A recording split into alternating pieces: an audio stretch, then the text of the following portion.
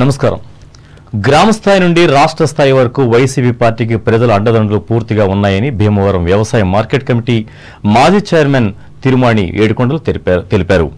శుక్రవారం భీమవరం నియోజకవర్గ పరిధిలో కొత్త పోస్టుల మర్రు గ్రామంలో ఏర్పాటు చేసిన విలేకరుల సమావేశంలో ఆయన పాల్గొని మాట్లాడారు.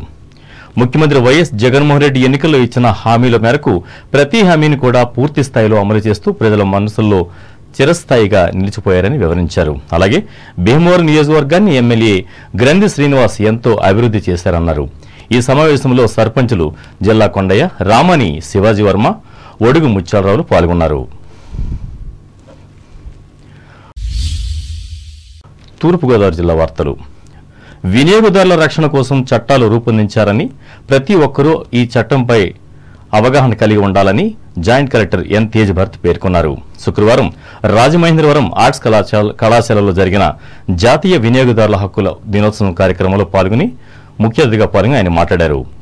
వినియోగదారుల ప్రయోజనాల పరిరక్షణకు 6 చట్టాలను ప్రభుత్వం రూపొందించిందని చెప్పారు. భద్రత హక్కు, ఎంచుకునే హక్కు, సమాచార హక్కు, అభిప్రాయాన్ని వ్యక్తం చేసే హక్కు, ఫిర్యాదుల పరిష్కారం హక్కు, వినియోగదారుల ఎడ్యుకేషన్ హక్కుని తెలిపారు. వినియోగదారులు కొనుగోలు చేసే ఉత్పత్తిపైన తప్పనిసరిగా ఐఎస్ఐ, ఐఎస్ఓ సర్టిఫైడ్ ఉండే విధంగా చూడాలన్నారు. అనంతరం వినియోగదారుల చట్టాలపై నిర్వహించిన వ్యాసరచన మరియు వక్తృత్వ పోటీల్లో గెలుపొందిన విద్యార్థులకు నగదు బహుమతులు, సర్టిఫికెట్లు అందజేశారు.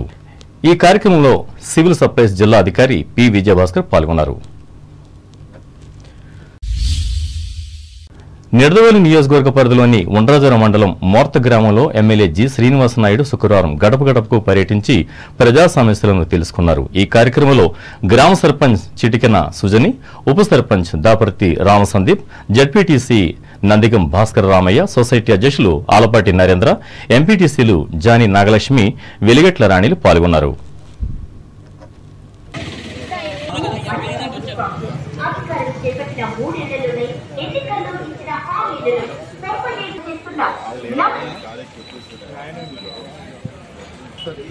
దాని బదులు మీకు కొద్ది స్థలం ఇస్తాం.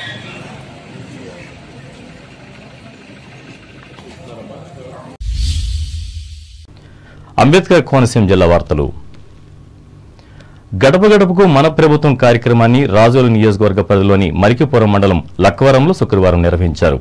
ఈ సందర్భంగా ఎమ్మెల్యే రాపాక వరప్రసాదరావు గ్రామంలో ఇంటింటికి తిరుగుతూ ప్రభుత్వ సంక్షేమ పథకాలను లబ్ధిదారులకు వివరించారు. అలాగే వారి సమస్యలను తెలుసుకుని పరిష్కారానికి హామీ ఇచ్చారు. ఈ సందర్భంగా ఎమ్మెల్యే మాట్లాడుతూ ముఖ్యమంత్రి వైఎస్ జగన్మోహన్ రెడ్డి నిరంతరం ప్రజా సంక్షేమ పాలనను అందిస్తున్నారని చెప్పారు.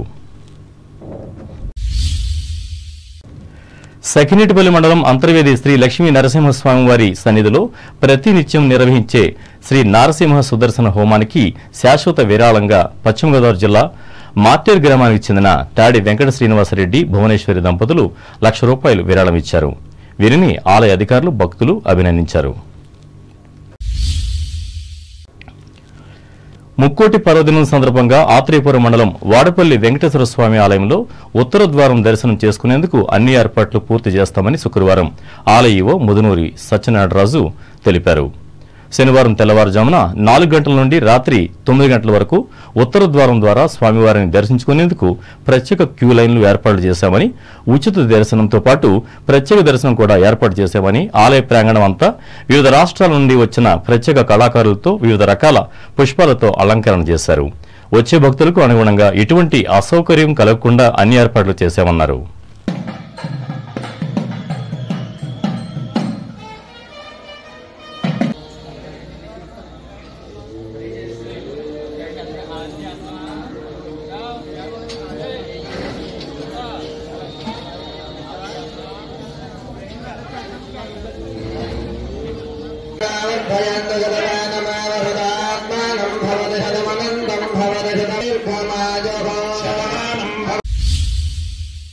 ఏలూరు జిల్లా వార్తలు. రాష్ట్రంలోని ప్రముఖ దేవాలయాల్లో ఒకటైన ద్వారకా తిరుమల శ్రీవారి గిరి ప్రదక్షిణ శుక్రవారం భక్తుల గోవింద నామాలతో సాంప్రదాయబద్ధంగా ప్రారంభమైంది. ముక్కోటి పర్వదినం ముందు రోజు గిరి ప్రదక్షిణ చేయడం ఇక్కడి సాంప్రదాయం. స్థానిక శ్రీవారి పాదుకా మండపం వద్ద నుండి ఈ యాత్ర ప్రారంభమైంది. సుమారు 6 కిలోమీటర్ల మేర జరిగిన గిరి ప్రదక్షిణలో గజ, అశ్వభజన మండళ్లు, కోలాటాలు, గోవింద నామాలతో ముందుకు సాగింది. భక్తులకు మార్గ మధ్యలో వైద్య శిబిరం, మంచినీరు, ప్రసాదం, టీ, బిస్కెట్లు, పాలు ఇచ్చారు. ఇదిలా ఉండగా 23వ తేదీ ముక్కోటి ఏకాదశిని దృష్టిలో ఉంచుకుని భక్తుల ఉత్తర ద్వార దర్శనానికి దేవస్థానం అధికారులు అన్ని ఏర్పాట్లు చేశారు.